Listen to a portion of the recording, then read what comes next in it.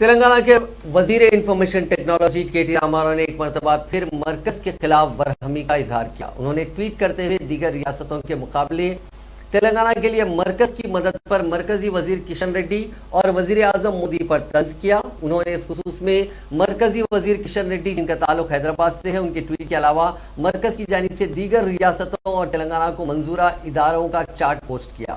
انہوں نے تنزیہ ٹویٹ کرتے ہوئے کہا کہ ریاست کے لیے باوقار قومی ادارے کو لانے پر مبارک ہو کشن ریڈی جی۔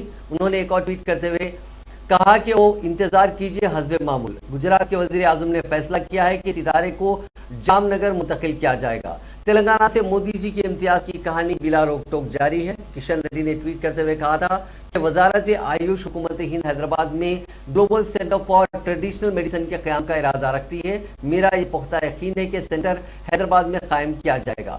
کے.ٹی.آر کی جانب سے پوسٹ کردہ چارٹ میں دکھایا گیا کہ 7 IIMs کی منظوری دیگر ریاستوں کے لیے کی گئی، تاہم تلنگانہ کے لیے ایک بھی ایسا ادارہ قائم نہیں کیا گیا۔